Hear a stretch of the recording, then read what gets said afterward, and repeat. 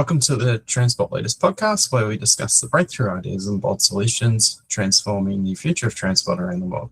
Join a global community of transport leaders, professionals, academics, and advocates as we unpack transport's toughest challenges and spotlight strategies driving real change, from system reform levers and political realities to sustainability. Join us and our guests as we offer expert perspectives as we discuss ways to transform our transport system. G'day, I'm Graham McCabe. I'm founder of Step Advisory, a transport planning and traffic engineering firm, and I've worked in consultancy and government for over 25 years across Australia and Asia. And I'm Russell King. I'm the founder of the Transport Leaders blog and newsletter, and I've been involved in transport policy for around 20 years. Okay, Russell, what are we going to talk about today? I think Politics 101. Yeah, I think we're going to talk about how can we help politicians to become better transport decision makers. Okay, and when we were having our pre-discussion, I said I would pretend to be the politician, and that you were, doing the giving me the briefing book, and you said no, that's terrible. You'd make a terrible transport minister because you know a little bit too much. I would say I have opinions more than knowledge sometimes. Well, I think you touch on a really important point, actually. And I think a really good place to start is understanding where most politicians who become ministers for transport or in charge of transport, their starting position. And the vast majority of politicians who end up in the roles of the Minister for Transport do not have a background in transport. They do not have a background in engineering. They have got involved in politics for very different reasons. Sometimes it's because they're passionate about causes like social justice. Sometimes it's their real passion is things like economics, and they see themselves as wanting to be the treasurer in the future, or those sorts of things. But politicians, some of them, really just want to represent their community.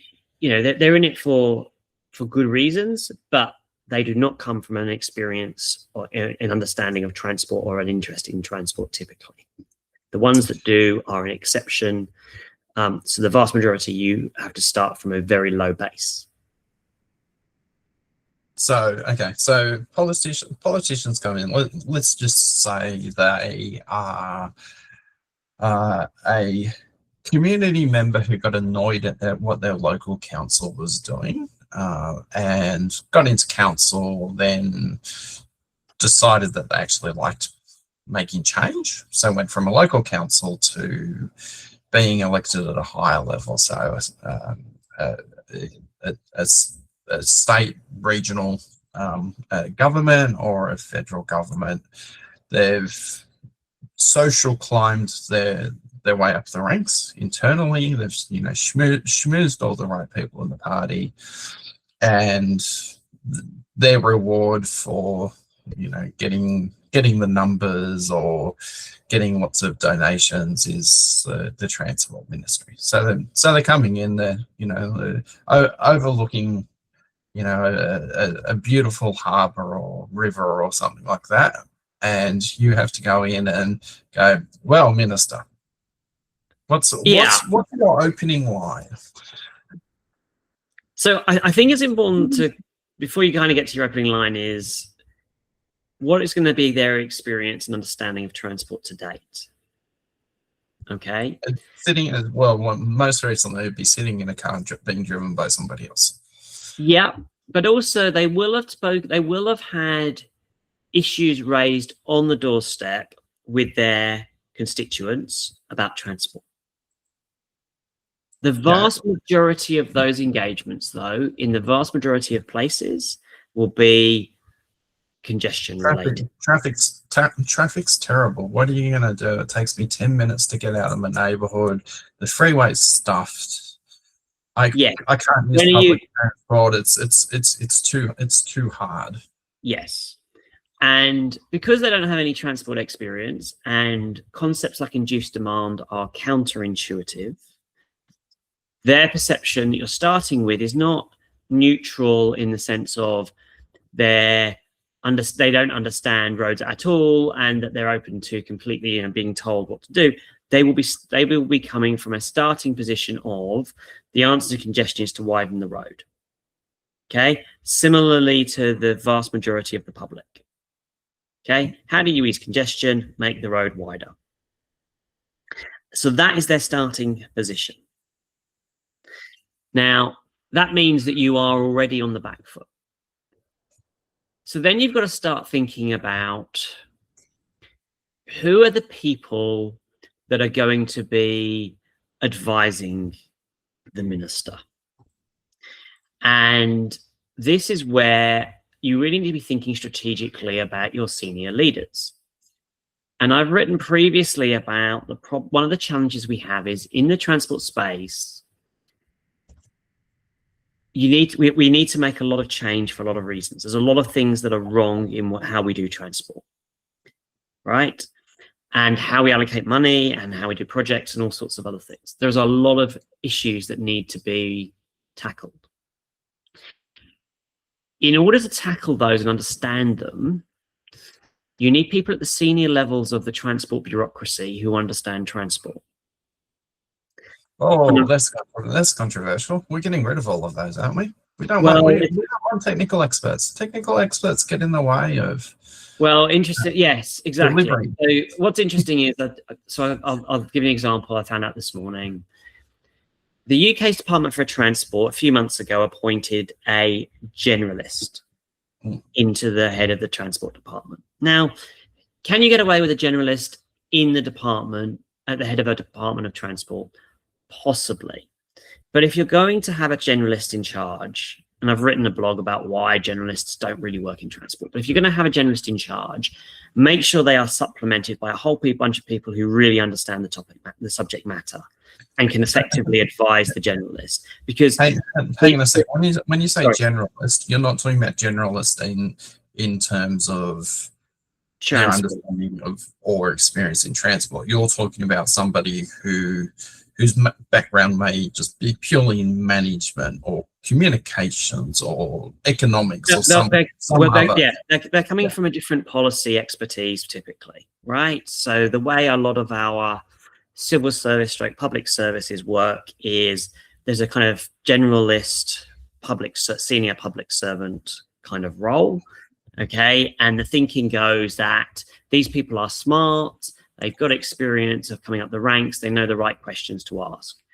Unfortunately, in the transport space, a lot of the questions that we need people to ask are counterintuitive, which means smart people will not answer those questions. You need people who understand the system to ask the right questions. Now, can you get away with a generalist at the head of a department of transport? I think you can, but that generalist has to kind of get their head round that they need to basically be listening to the technical experts who are getting them up to speed. And to be honest with you, until they've got their heads around transport, which best will in the world will be minimum of 6 months and probably several years, right? They shouldn't really be making many transport decisions. That's not how the reality of politics. So if it's a newly elected government, they've come in on some form of platform. So I'm not talking about the politician here. I'm talking about the. I know, but I'm saying if you have a new politician comes into power and appoints a generalist, then you have two people who don't really have any technical knowledge or understanding. One of who may have a 3, 4, 5 year political driver in terms of they want to get things done, they want to be seen by the community to achieving things. So there's a very much disconnect. You're saying that they shouldn't be doing things for 6 months while they actually get to understand things, but 6 months in a 3-year cycle or a 4-year cycle doesn't leave much time for actually doing things. So, sorry, just to be clear, I'm not saying you don't make decisions. I'm saying the person who makes the decisions, in a sense, right? So if you've got somebody who comes in, who's a generalist in charge of a Department of Transport, right? In the current world we live in, there'll be a whole bunch of road projects coming across their desk. Yeah. Do they really have the smarts to ask, the knowledge, the background knowledge to ask the right questions about whether these roads are going to deliver induced demand or not? And for a generalist, the answer is no. And that's the challenge. So you've therefore got to have people who understand those things in roles instead. Now, what the UK Department for Transport has just done is just appointed two very senior roles. One of them, which is, I think, the head of transport strategy for the Department for Transport, and the one for the head of roads. Okay, neither of those people are transport experts. They're both generalists coming from different departments within the civil service. So they now have three senior leaders in the Department for Transport with very little transport experience. Right? That is not a recipe for success when you are looking to change dramatically the direction of travel that needs to take place in the Department for Transport in the UK. Right? So if you're looking to build a lot less roads and do a lot better job on public transport, and the UK outside of London is pretty shockingly bad by international standards. Like, so if you compare the UK's second cities in terms of public transport compared to, say, Germany or France or Spain or Italy, it's a lot worse. And that, and then there's a lot of debate in the UK about, is that one of the reasons why they have a big productivity problem in their secondary cities? Because what that means is it limits people's ability to access jobs within those cities because the travel time just becomes too problematic. And so there's a whole bunch of productivity questions, but we'll get off the subject. The challenge here is who you need to have a team of people who really understand transport, advising, and getting ministers up to speed who are not experts as well. Now, of course, one of the things that's really important in doing that is that you need to understand what the department's position is and have a consistent position. And one of the problems we have is departments often do not have a consistent position on induced demand, for example, right? So you've got a whole bunch of people who are road and traffic engineers, okay, who are perhaps come from an older generation, maybe, okay, and have built lots and lots of roads and extra lanes and still think that's the answer to congestion, right? Well, and there's also lobby groups whose sole role is to try and make that happen because it's a good way of making money. Well, let's put aside, I mean, lobby groups, have an impact, but in terms of your departments, they're supposed to provide technical, advice and expertise, right? But in order to provide high quality advice and expertise, they have to have their ducks in a row in terms of understanding, what their position is on different aspects. Okay, that doesn't necessarily mean that doesn't change the government's position. So if the government's position is building roads is the right answer, okay, and the department understands induced demand and everyone's on board with that, that's fine, because the politician ultimately makes the decisions and can say, well, that's fine, but I'm going to build roads anyway, okay, and that's fine. But I think if you're going to be, providing advice to the minister, you need to have your ducks in a row. Otherwise, you can't provide advice because you've got, well, this silo over here says, building roads is the answer, and this silo over here says building roads is not the answer. So the result is you don't provide any advice on anything. Yeah. So you've got to have your core agency. You kind of have to get your ducks in a row on that. Otherwise, there's a vacuum, and if there's a vacuum, the default is that the politicians' understanding, quite rightly, will fill that vacuum, and that understanding will be build more roads to solve congestion. So that's actually a fundamental problem, okay, if you have an agency that doesn't have a position to be able to advise the ministers. So getting back to the core of the issue. So incoming minister, what's the first thing that you would say to them? So one of the because you can't really sit down and do an hour-long education on induced demand.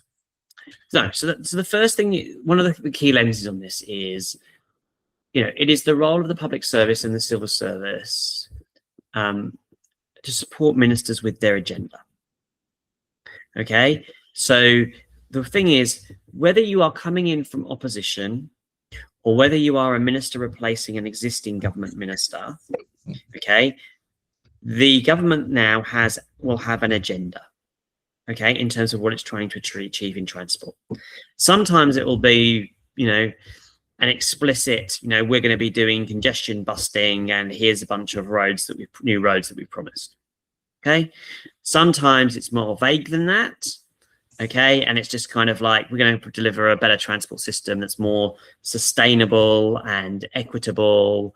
And, it means that people spend less time in congestion and they're less prescriptive in terms of the solutions. They just effectively come up with a bunch of objectives that sound very nice and virtue signaling, but they don't really have a clue on how they're actually going to deliver on it. Okay. And I think that's probably where most of the positions are if you're coming in from opposition. If you're already in the government, you've already committed to a whole bunch of projects. Okay, so so the government's already been in place. You're replacing an existing minister, so you have a whole bunch of projects in train that will be, some of which will be good, some of which will be not so good.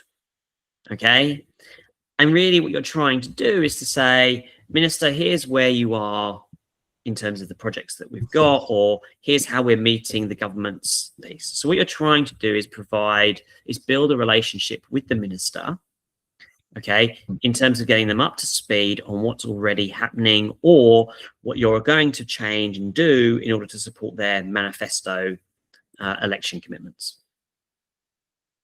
So what if okay, let's take the example of a newly elected government.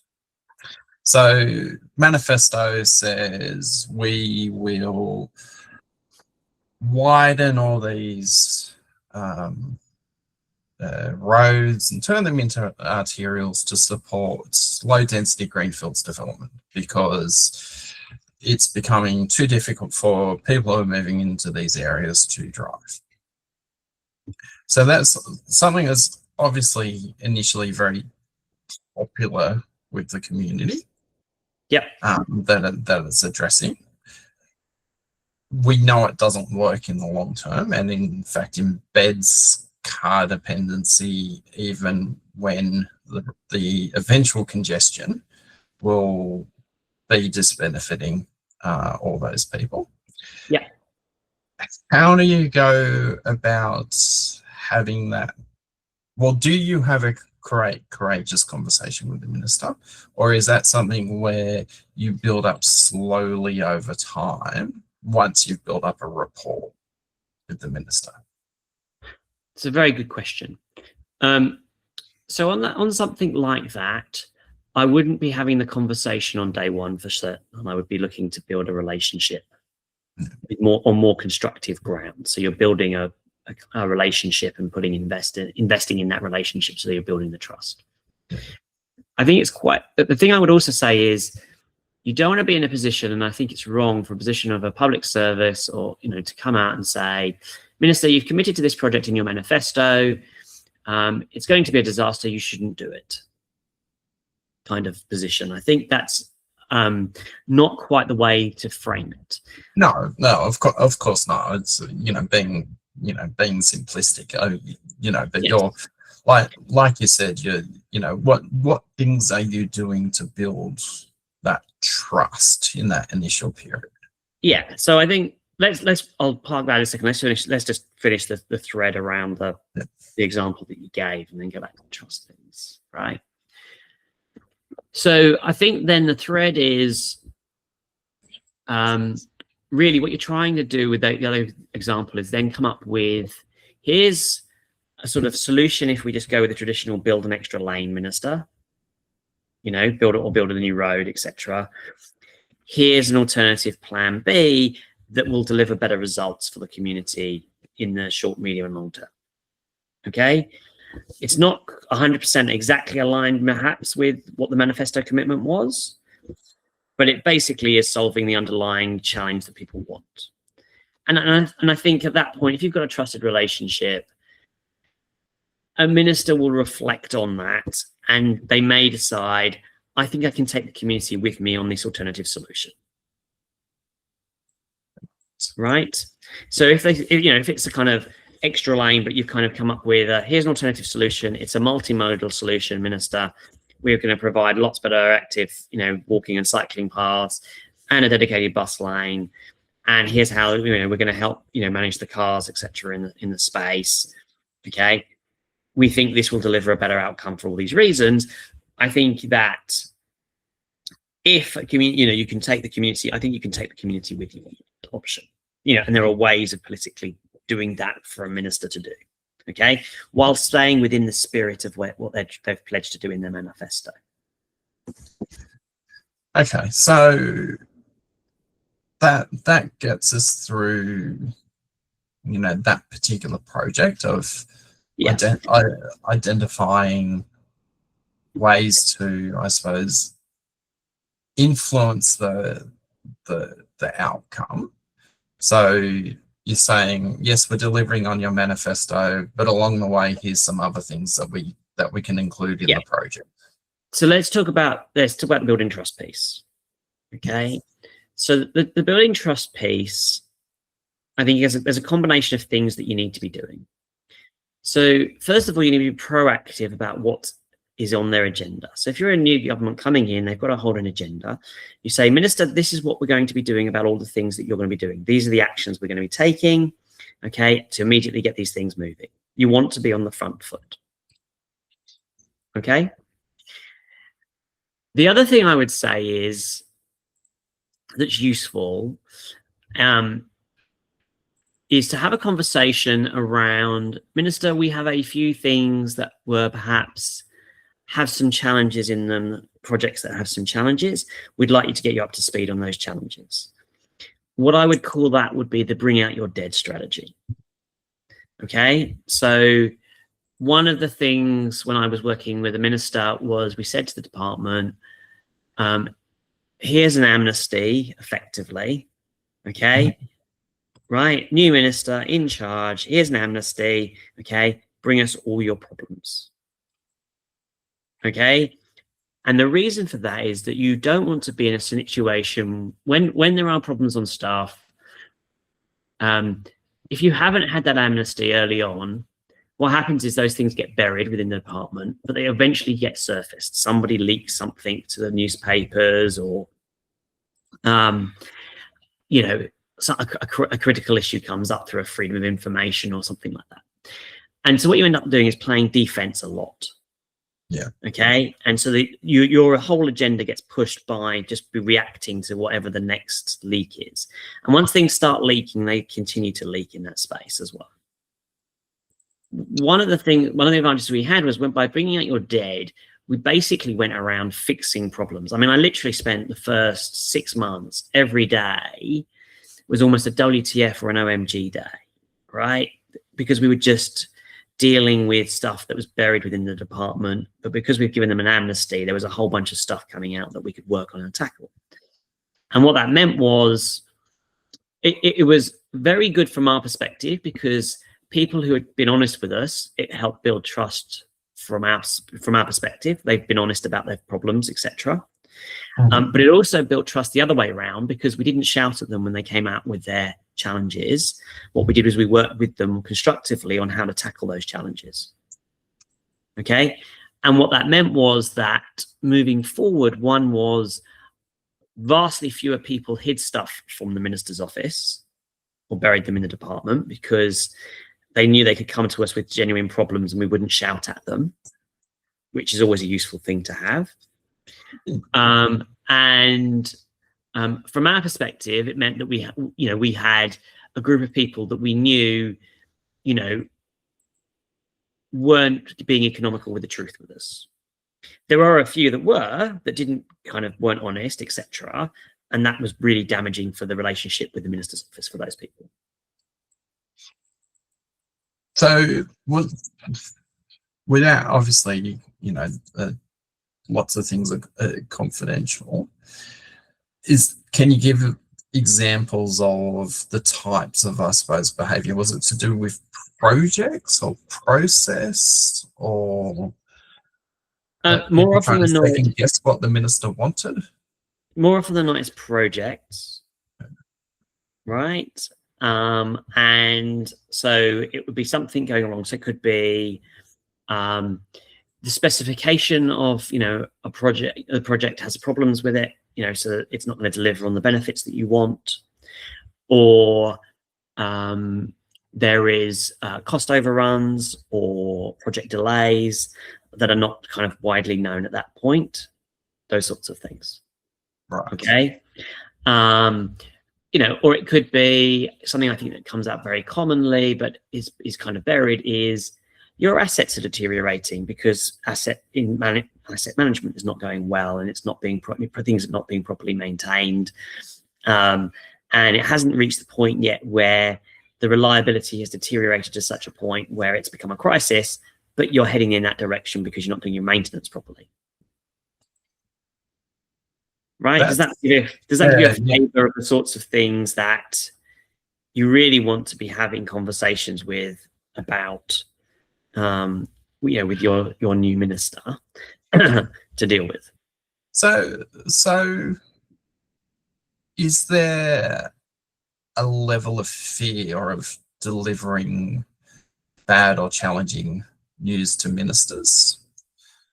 Or showing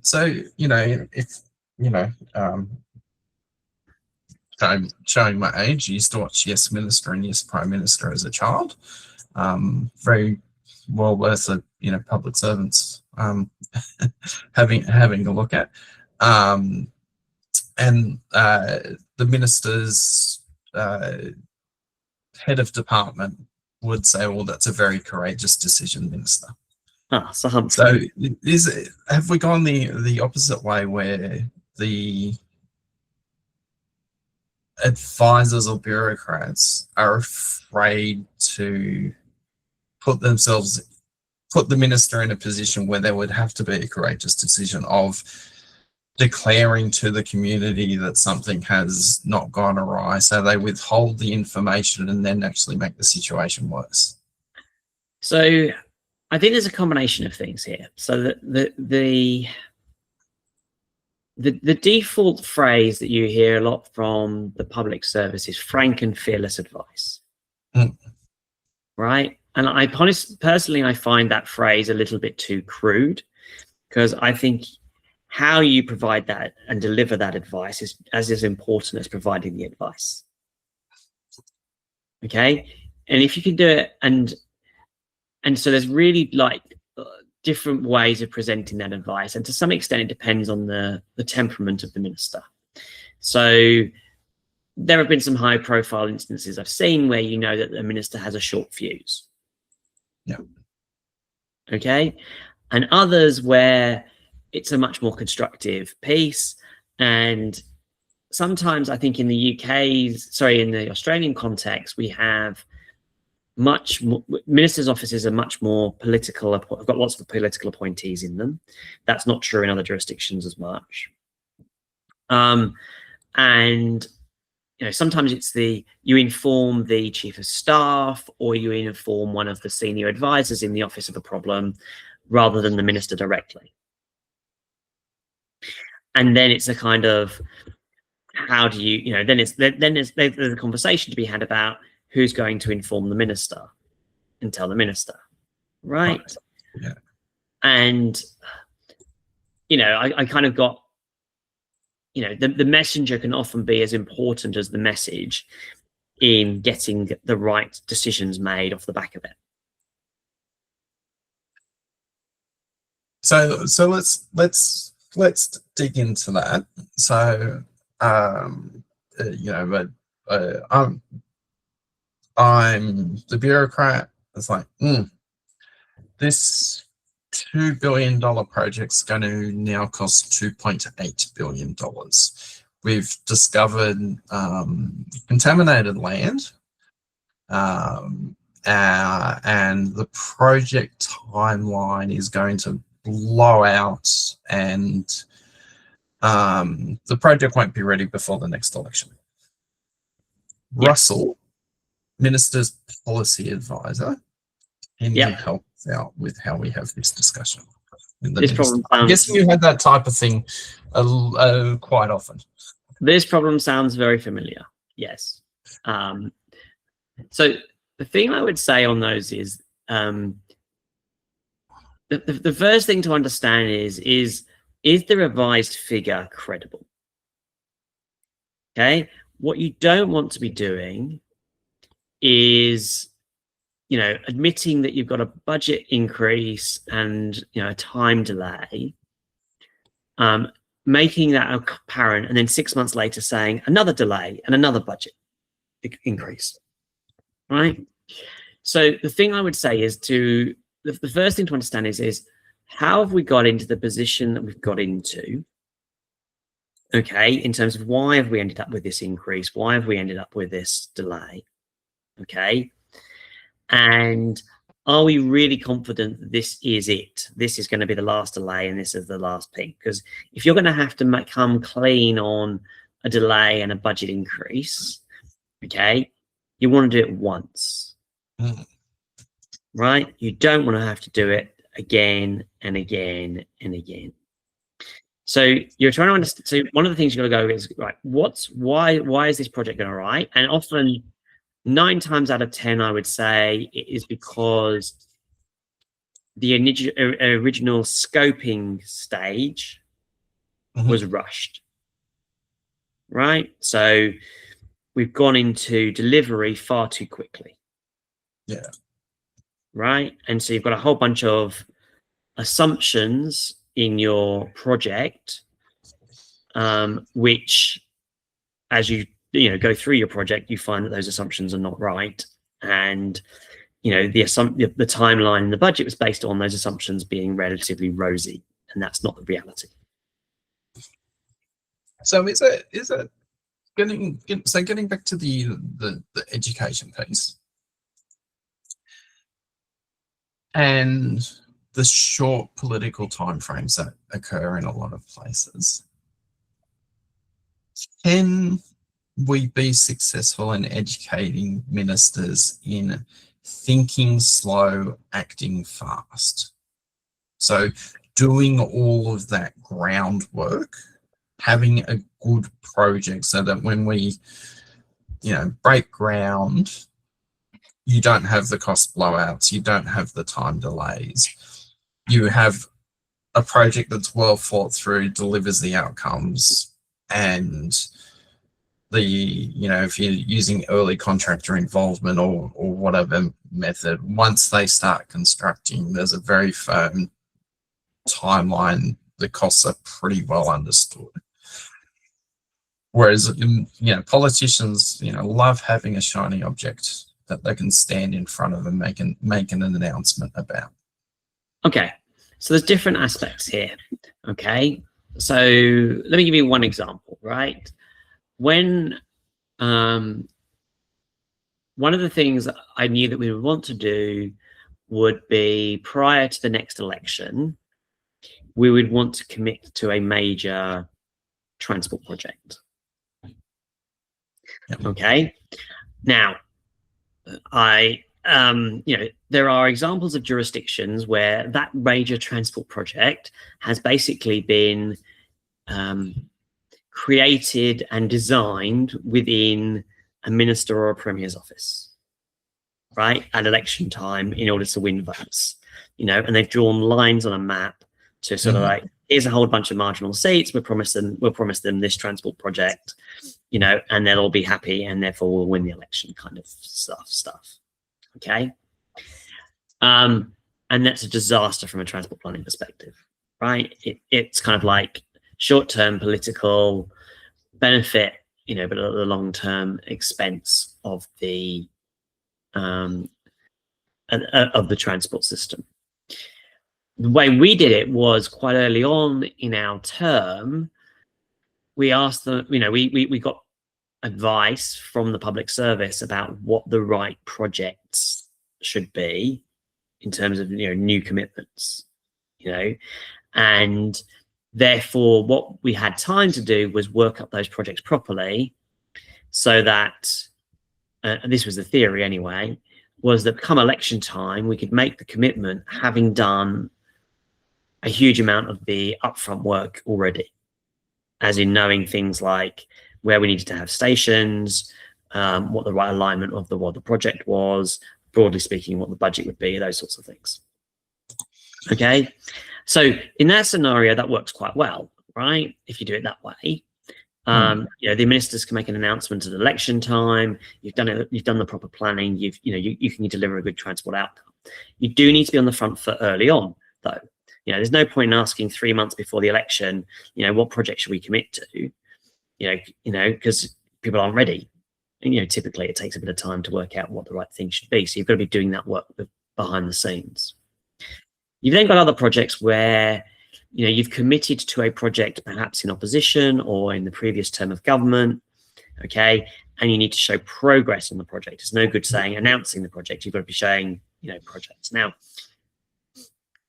the thing I would say is that often you can show preliminary work being done, okay, that shows that the project is progressing without impacting on that, what the core project delivery needs to be. Okay, so you can show some early works being done without impacting on the time frame of the project, i.e. rushing the project and therefore having problems later on. Yeah, so let's unpack that a little bit. So, you're working in the minister's office as someone who's been employed through political background. You have access to market research and political polling. Yeah, and you're looking at ways of identifying how can what you're being told in the political polling and the project status be matched together into something that can be announced. So what do you as advisor do with all of that information? So give us the party machine, activity in turning either a project or a promise into something that gets a media doorstop, or the minister with the hard hat making an announcement on progress. Yeah. So the thing I would say is that there's a more broader political strategy for government, okay, about what it wants to be known for, okay, what its kind of key pillars are. So the government I was involved in, in New South Wales, one of the big things for that government was we are going to be a big building of infrastructure government, okay, and partly that was in opposition to the previous government with a different colour, who the perception was that they had not built much infrastructure. And so this was a kind of, let's get the infrastructure built, let's catch up on all the infrastructure that's been neglected, let's build the roads, the rail, the schools, the hospitals that we need for our city, right? So from that perspective, what you're looking for is activity. You want to be showing that you're delivering on that infrastructure promise that you've made to the electorate, okay? And we were lucky in that we had money because we had also gone to the election with an asset to recycle assets, and that was going to free up $20 billion, most of which was going to go into transport infrastructure, right? So there was lots of things that we had in the pipeline that we could announce on a regular basis at various stages of the project. New projects, tenders out, designs available then to put into the media. There's a tunnel boring machine now breaking through, or the tunnel boring machine has arrived in the harbour. There's a whole bunch of different points. And to be honest with you, we had so much going on. Our biggest challenge was actually deciding what not to share with the media, because we had more stories every week than we could possibly ever do. And so, it's kind of like, we were kids in candy stores in a way, and you're deciding which candy you don't want. Well, is it which candy you don't want, or which candy has the bright shiny packaging that attracts the consumer? Because obviously, if you have this massive range of projects to pick from. Sorry, just to be clear, these are all projects that were taking place anyway. Yes. No. Okay. But and it was just a question of the media stuff. But in terms of like the projects, we'd already to some extent, we already had a big pipeline of projects, and we were working out what the new projects were as well. Okay, to build that pipeline up. But you have political polling, you get to see, you'll have media monitoring to see what's gaining traction with the community and voters. I'm guessing that's not, we increased frequency on this bus route from 1 bus an hour to 3 buses an hour. It's we're starting work on digging up this greenfield to build a brand new road to make your life easier. No, I think there was a whole. So I think the way we looked at it was much more strategically about what. So let me wind the clock back. When we came in with a new minister and a new bunch of advisors, and very early on, what we wanted to do was we knew we needed to prioritize what to do. So what we did was we came up with a long list of all the things that we could do. Okay, and this wasn't like increase the number 33 bus service.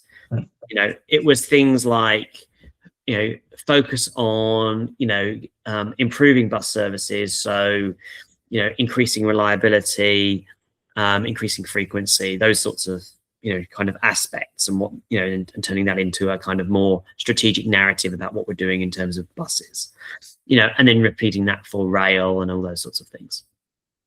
And so we came up with a very long list of the things that we could do. And then we prioritized ruthlessly to say, okay, there's just too many things there. What are the things we really, want to spend our energy and time doing? There's also then a whole bunch of things where you kind of go, well, the department needs to keep doing these things. We'll just let it kind of do BAU in this space. Okay. And it may be that it needed to be improved, but it wasn't a priority for the minister's office, and we had far too much on the agenda. So you're kind of going, okay, these are the things we're going to focus on. Right. So in our case, it was, we had 3 light rail projects. I can't remember how many metro projects it was. I think it started off as 3 metro projects, ended up by 6 or something by the end of the term. We did taxi, and point-to-point reform. So that was, incorporating Uber into a regulatory framework. There was fares reform that we decided to do as well. And there's some stuff our minister was very interested in, the potential of utilizing technology to improve the transport system as well. So we did a lot of stuff in sort of the tech space as well. We wanted to, we did end up doing more trains, more services, which was about improving the frequency and capacity of our rail network. There's a whole bunch, new ferries, there's new fleet. There was a whole bunch of stuff that we did. But it was prioritized, worked on, what we wanted to do and what we felt was the piece. It wasn't done as a kind of tactical, let's see, like I say, to focus on an individual bus route. Okay, but inevitably, bus projects or transport projects, there is a political overlay. Now, I think we were fortunate in that a lot of the political overlay also aligned with what was good policy. So Yeah. better transport connections in Western Sydney, which is very car dependent, but public transport connections in Western Sydney, is both good policy and was good politics, because Western Sydney is also a major political battleground. So it becomes we're looking out for you, voters, by delivering these things which are, on the face of it, not sexy, but they get traction. So you might not, if having been involved in bus network designs, the media will always find the people who are unhappy on day one of the new bus network, because they will go out to the bus stops and they'll ask for people. But if as part of that you're increasing the number and frequency of services for a wide range of people, are you getting that, oh, these people care about me, but it's more in the action of voting rather than in the public realm of media or social media or things like that? Yeah, so in terms of things like the buses, you really want to understand what are the big positive messages and changes, and what are going to be the negative ones. So you should know those things well in advance, because well before implementation, when you're in the design stage and you're discussing it with the technical experts. And what you really want to be having is a narrative about why the changes are being made. Okay. And you also want to have had lots of discussion with stakeholders, political stakeholders, early on. Right? So buses are something that hits local politicians a lot. Yeah. And so, one of the things you want to be doing is understanding what are the political hot potato issues for buses, especially people on your political political party, because you're going to need support for those bus changes.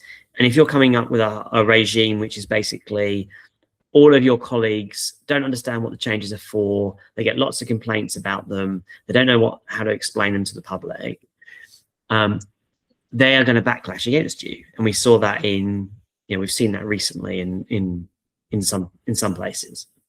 So you've got to be really smart about how you're going to communicate these changes and give the messaging right, explaining it to not just well before the public, explaining it to your colleagues, quite frankly.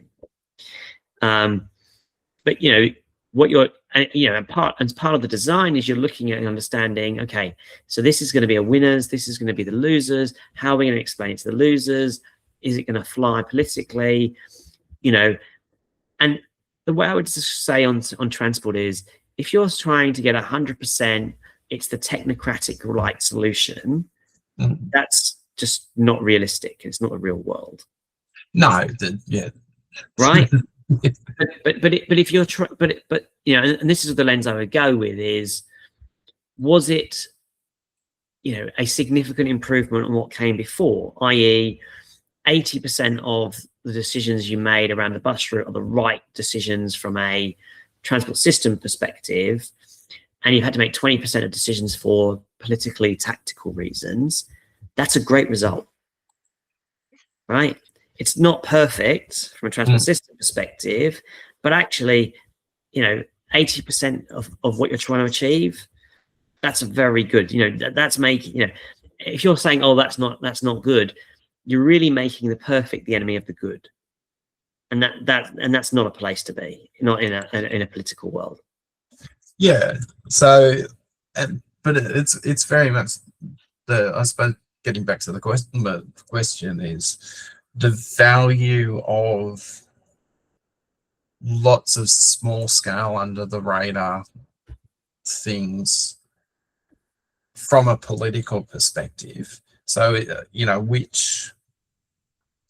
which things gain more currency with the community? Is it the big shiny objects, or does improving the BAU such that people actually have a daily quality of life improvement, does one win over the other, or do you need both? It's a really good question.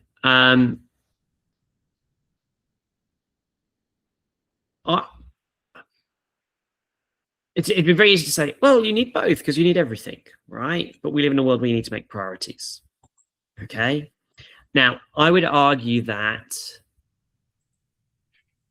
do our transport systems typically need big headline projects, new metro, new light rail project, or do we need more smaller projects like more bus priority, more active transport, infrastructure? Now, I would say that we need a lot more of the latter rather than the former, because I think in a lot of places we're missing the core basic bus priority and active transport infrastructure that we need. Right? Yes. So from a transport system perspective, I would say that you need to do those things. Will give you more bang for your buck than a metro line, which typically will impact a relatively small percentage of a city. All right, but you will need both. In major cities, you will need to be able to do major rail lines as well. Right, but there's a sequencing thing, and I think one of the things I would say is, how do you fund both of those things? Well, I would go and have a look at the roads budget and say, well, are you getting bang for your buck on your roads? And typically not. Too much induced demand, creating capital projects on roads that don't deliver decent benefits. That's the money I'd reallocate to make sure that you can deliver both. Those bus priority and active transport projects at a local level, but while also delivering, major projects that are, city shaping headline projects as well. Whether that's a new metro, light rail, or all of the above. So, okay, so this again is interesting. So, Wise Russell has given all of his newsletters to the new minister, and the new minister's gone, oh, you beauty, I get it now. Then that minister has to go and convince his colleagues about where the money should be spent. So, it's like, yes, I get that this corridor has problem on these roads, but the money might be better spent on a bus rapid transit system on that corridor. And the minister has to be able to convince their colleagues, the treasurer, the premier, the president, whoever they have to convince. But if they're not passionate about it, they may understand it, but if they're not passionate about it, how do they win over their colleagues to a change in direction?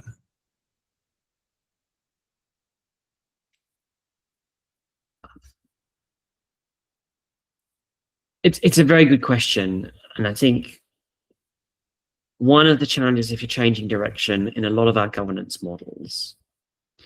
So if you want to change the transport system, right, and you're the minister for transport, you have to have support from your prime minister or your premier to make that change. So it's not just changing the mind of the minister. You've also got to explain, the change of mind to the prime minister or premier. And I think it's fair to say that prime ministers and premiers on transport are hit and miss as well, right? So some of them have been and I'm not just thinking in Australia, I'm thinking around the world. Some of them have been fantastic, say, advocates of walking and cycling, I'd give someone like Boris Johnson was a good example of someone who was big into cycling, and provided a lot of support for cycling. His successor, Rishi Sunak, was completely opposite. Same political party, very different views from the Prime Minister on active transport. So it is a difficult one. I think it's one of the reasons I think that the mayoral governance model for cities, where mayors are in charge of transport, and therefore ultimately are the only person that needs to be convinced from a political perspective, I think makes change in cities easier. Yeah. Right? Because which is really interesting, because having worked closely with the mayor, you get to see how they have an impact. But then also, as is happening in Toronto at the moment, you have the province of the Ontario province government telling Toronto that you can't put in more bike lanes, or we're going to rip them out, as happened when I was at City of Sydney, and the bike lash aspect of it. And it's really, really interesting that, because mayors are close to the ground, and the higher up that you go in your governance structure, to state or province or regional, then to national governments, the less understanding of the concerns and needs of the community is, because you inherently have to be thinking at a much bigger picture. Yeah, and the dynamic we're seeing in places like Canada, the US, Australia as well, is regional or suburban versus inner city. Yeah. Okay, and you see this in like Paris. So Mayor Anne Hidalgo has made significant changes to improve the amount of walking and cycling and prioritization of the non-car modes and sustainable transport in Paris. Yeah. For people in inner Paris, she's a hero. For people in outer Paris, who were historically used to driving into the center of Paris, not very popular at all. No. Right?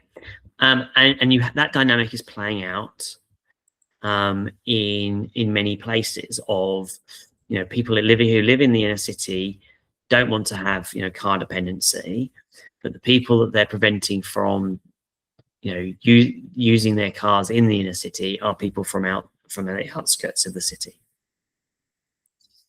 And that's creating a difficult political dynamic in many places. Yeah. I would say though that Paris has still made significant changes, as has London, because predominantly their mayors are in control of the transport systems for their entire city. So in Sydney's case, we don't have one mayor in charge of the whole of Sydney or in charge of the whole of Melbourne. We have lots of smaller councils, like the City of Sydney, who only have a small proportion of the city. Yeah. Well, City of Sydney is like, I suppose, like the City of London, in that it's a constrained part of a much larger city, but it's where all the money is. Yeah. So for those that don't understand, the City of London is basically a square mile. It's only a small proportion of London. Okay. It's one of the councils in London, right? Now it has a very high proportion of cyclists going through the City of London, and it's made a very big impact in that, in switching to prioritize that. But it's only a tiny proportion of London. There are 33 London boroughs, including the City of London, in London, but transport strategically is set by the mayor, and Transport for London as the department that supports him in delivering on that. But the I suppose the comparison with the city of London is more about the financial strength of because the transport for London is really, or the London mayoralty is really a regional government in effect. Yes, it is a regional government, but predominantly the mayor's powers are very limited, and overwhelmingly it's transport and policing more than anything else. Yeah. And urban planning as well. Okay. But so the governance models are important to reflect on, and how you get change as a result of that. Just going back in terms of the political thing, we touched on political advisors. One of the challenges I think we have is, even if we could become better at informing and advising ministers and their staff on transport policy, that still leaves a very large gap on the politics of transport, which they get no advice on, they get no training on, they get no support on. There is no formal mechanism for advising politicians and their political advisors on political strategy for transport. And so if you're looking to make change, that is actually really important. So effectively what we end up with is ministers and their offices are making the politics up as they go along, sometimes informed by some high profile examples, in other jurisdictions, but mostly not. So do they know how to get the most out of the public service? Possibly, but it's very hit and miss. Do they know how to implement bike lanes successfully with minimum political damage, or even getting the public on side for them? Maybe not. It's all very hit and miss. And so there's a whole bunch of stuff in there that for me is a big gap, because we don't invest in developing the political side of ministers and their advisors. And that's a problem. So is this where, I suppose, lobby groups, professionals associations, industry groups, they have both a positive and a negative role to play in? Because the moment a minister gets in, everybody tries to get a meeting with the minister. And so you will have the bicycle advocacy group saying, Minister, we'd like to meet you. We want to tell you how wonderful cycling is, how good it is for the economy, it improves everybody's health. And you'll have the public transport industry group saying, Minister, buses are getting really old. You need to spend some money on updating them. We don't have enough drivers. They're all getting old. There's all these issues, and you'll have the industry groups who like building things saying, Minister, you haven't been spending enough on capital works. We're losing all our engineers and construction people overseas. If you want to change and go to an election with projects, well then we need to start doing things now. Yeah. So how do we educate ministers without them, I suppose, being educated by all the vested interests? And so all the things you talked about there described are policy questions. Yeah. Right. And as I say, one of the things that I find you need to have in your department is your ducks in a row on policy. So you can provide good quality advice to ministers. So when whichever vested interest group comes up and says, Minister, we think you should be doing this, you've got a high quality senior policy advisor who's trusted by the minister and can say, Minister, this is our perspective on this is our advice around the policy, and this is why. Okay. And, discuss it with the minister and answer the questions, explain why they agree or disagree with what's being lobbied on, and etc. Right. So that for me is a vital role on the policy aspects of it and why it's so important to have good policy advisors within the public service. Not always present.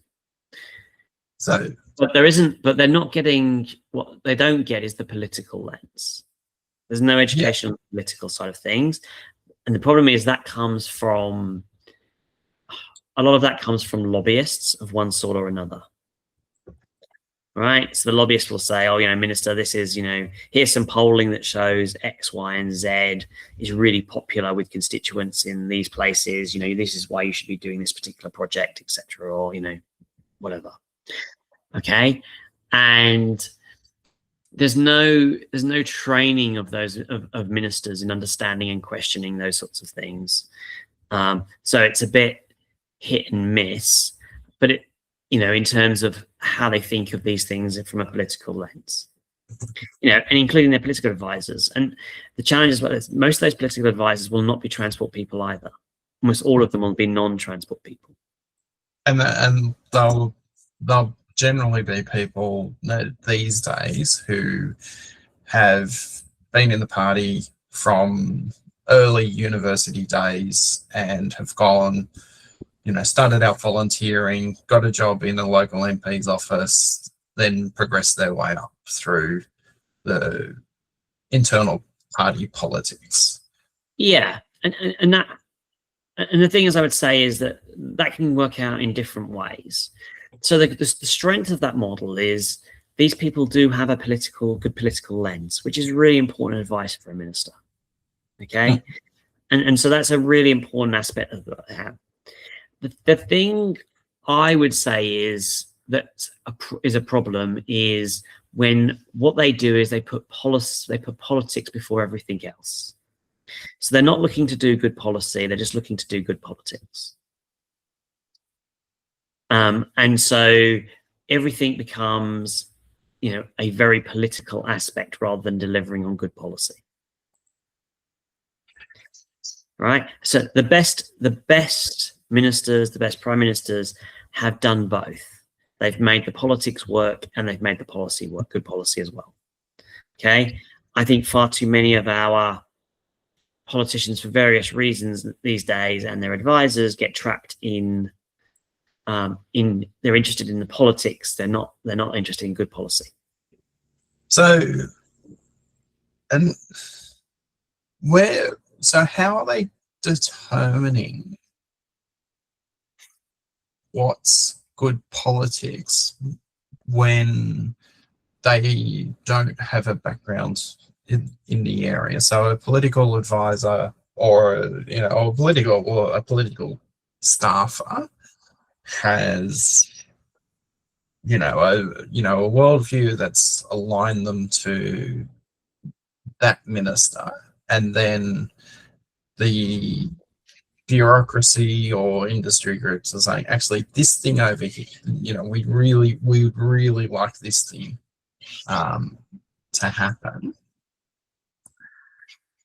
Do they just look through it through the lens of political polling and what the donors are saying, or so how do they determine what's good politics, and then say to the minister, well, yes, minister, I understand what the bureaucrats are saying to you, but this may not be good politically. So if you're, depending on which political party you are, you will have some stakeholders that are your core voter base, okay, that you will want to keep happy.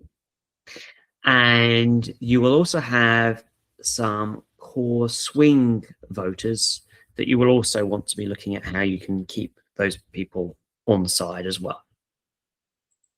Okay, so if you're a party of the left, your typical stakeholders will be things like the trade unions, environmentalists, people fighting for social justice causes, or DEI causes, those sorts of things. I thought DEI was dead. apologise. I'm joking. Don't cancel me. I'm not going to go whether it is or it isn't. I'm just, but they'll have people, that'll be, part of their lens, and so they'll be looking at people who are coming to them with, proposals that are aligned with their values for their core base. Okay, and they'll have a lens on people who are not strongly aligned, are more those floating voters. So in a lot of cases, these tend to be people that are focused on. So in Australia, it's often tradies that are seen as a significant swing voter. Yeah. Okay. And when John Howard was Prime Minister, he was very successful at winning those people over. And in recent times, Labour's been very good at winning those people over. And so that's why they form government. So, that's been one of the key sort of swing voter blocks. And so you do have a lens on those things, but I would say that in the transport case, there isn't. It's really about the story that you tell around the politics. It's not necessarily bike lanes are for the left and roads are for the people on the right. It's really about the story and the messaging you tell. As I say, there's plenty of conservatives who have supported public and active transport, okay, but they haven't necessarily done it for the same reasons that people of the left have. And I think one of the problems one of the challenges we have is that on good transport solutions, we often end up with certain groups of people only talking to people on the left about those transport solutions, and similarly on the right, rather than thinking about what's the right solution for the transport system and the benefits it brings. And actually, I find that the values that either people on the left have or on the right have, the solutions that you need are the same. It's just that the values that you are benefiting from, the same solution delivers multiple values benefits. So, you may believe in, using the transport system to increase productivity, which would be something that is typically a very big focus on the right. I would say, well, actually, to make your cities more productive, you want to be investing in, walking, cycling, and public transport. Okay. And if I was talking to people on the left who are interested in, equity and, say, the environment, my solution is the same. It's just that I've emphasized different values. Okay. I think that's true in the transport space, is that the solutions are normally, not always, but in the vast majority of cases, the right solutions can work for both politicians of the centre left and the centre right. It doesn't matter in terms of the values that you're sort of emphasizing are different for the different voter groups and different politicians, but the solutions are actually the same. I think that's a really important point, because the technical aspects of a project will never sell it to anybody. No, the storytelling is what sells projects. People, if you have the ability to tell stories, and one of the reasons why personas are used a lot in project communications is you're looking for that point of commonality. So if a technocrat goes into a discussion with a politician and says, it's good because it does X, Y, and Z. And if the X, Y, and Z isn't aligned with the politician's philosophy, if you have things that are A, B, and C that do align with the politician's philosophy, then doing that pre-work is really important. Yeah, and this goes back to, you were talking about how do you build trust with your politicians if you're a public servant. Yeah. Okay. use the language of the politician, right? Yeah, do your research. Right? Yeah. It's read the maiden speech of the politician. What's that? What are they passionate about? What are they interested about? Read their speeches. If they're were opposition transport minister, you should have been understanding all their speeches and understanding what's floating their boats and what they're talking about and their priorities and their values, so that when you're going them and talking to them about things that you're recommending, you can explain to them how they align with their priorities. That's the important thing. Whereas if you're going in and talking to them about how it aligns with the priorities of the other party, because that's what you've done, then that's going to be problematic.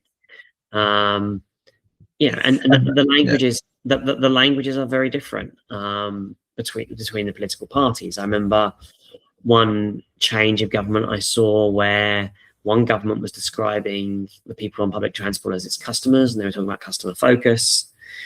And the incoming government said, no, these are passengers, right? Now, I've written about how I don't think passengers is the right term, because it doesn't take into account people who are not actually riding on the public transport system when you're trying to think about the whole system as a whole. So if somebody is walking, they're not a passenger. You could argue they're a passenger of the pavement, but I think it's a bit crude. Similarly, if they're driving, they're a passenger of the road, sort of, but not really. Which is why I feel that passenger's too narrow. Customer, the reason the left often hates customer is because they see it as very commercial focused. But in terms of, are you providing a service when it's a kind of to the citizen, whether that's a good quality pavement for them to walk on, or a good quality bicycle lane, or a good quality road for them to drive on, or good quality public transport such as light rail, bus, etc.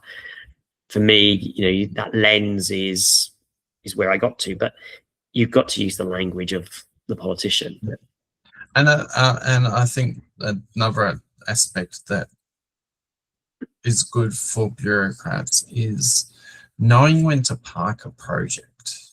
So, using the Sydney context, which we talk about a lot, Northwest Rail Link, been around for 40 years as a project. As a concept, it didn't take 40 years to build. No, but it was there. It was promised. It was unpromised. It was then re-promised. Then a couple of times, and then was actually delivered. But when you and I've seen this, and one of the good things about having long-term public servants is they may get discouraged if a good project gets cancelled for political reasons. But there was always a concept of a bottom drawer. We'll just put that in the bottom drawer till the circumstances change. The minister may have a need to address something in that area, or there might be a change of minister or a change of government, and then suddenly when they're looking for ideas, you can say, well, actually, we've got this good project which we've had sitting here, but we don't have that ability so much anymore because we don't have tenure of people who really understand the long-term needs. Not at the senior levels, at the lower levels, you have people who, will have projects that they keep working away on, but you don't have that. And so there's, I suppose, two aspects. One is people not going, okay, well, actually it's time to pull back from this project because we need to be reading the political tea leaves. Yeah. Doesn't have political of what's happening. But then also having that, well, we will put it aside, but we'll remember it, and when there's a suitable opportunity to bring it back forward. So the thing we talked earlier about, how do you build trust? And one of the things I would say is coming to the minister with a new minister, which was the example we were using, of a bunch of things that are wins for the minister that they can deliver. Okay, and do. And that can be a whole range of things. Sometimes it's new projects, sometimes it's technology stuff. Sometimes it could be policy change. There's a whole bunch of stuff in that space where you can kind of go to the minister that there's a whole bunch of things in here we think you might be interested in doing based on your research with them, understanding the problems that they have politically, and the opportunities that are there. And yeah, some of those things should be things that have been perhaps in the bottom drawer where there is a window of opportunity to offer it to a minister. Yeah. Where it's now, the window of opportunity, the Overton window for this project has opened. And so now is an opportunity to step through it. That for me would be a very good way of helping to build that relationship with the minister, in that they can see that you're on their side and that there's a whole bunch of things that they are trying to help you with in terms of, here's some options for you to deliver on them. And that can be, in a whole range of areas. So, we talked about commuter car parks, for example. And, so one of the challenges could be, I've got a local MP who is, unhappy with the lack of parking in a local station. And it may be that expanding the commuter car park is not on the table for various reasons. It might be too expensive. There could be constraints on land, whatever it is, right? And actually the right answer might then be, what we need to do? We need to really improve the links to the station, more frequent bus services and better active transport links, or it could be pricing the car park even, right? Or, prioritizing the car park in a different way. Coming forward with the minister for saying, look, minister, here's a problem here. We think we can come up with some solutions that we want to talk about with you. And there are some options here. Yeah. And that can be a way to introduce those things that haven't, that may not have been acceptable. And in fact, in Sydney, very much case in point with North West Rail, the media is now agitating around this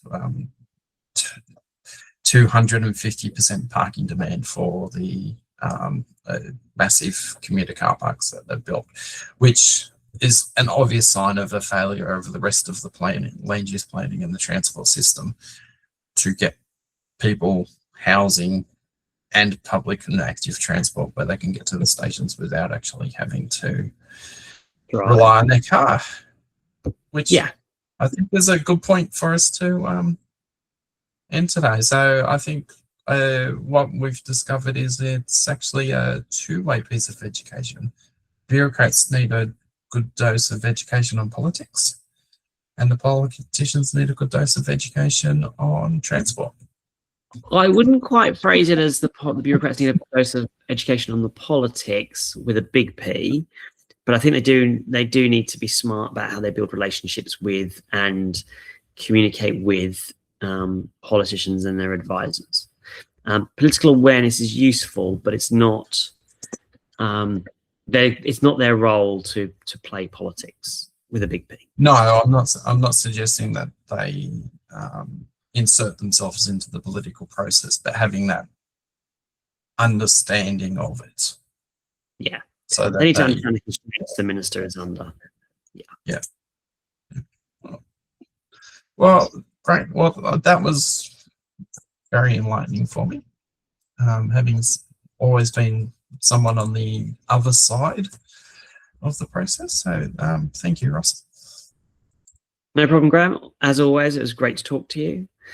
And for those in our audience, if you have liked what you've heard today, please like, subscribe, offer us a cup of, what is it, a train trip? Is it buy us a bus ticket or a train ticket on page. Bus ticket or a train ticket, fantastic. Love the public transport stuff.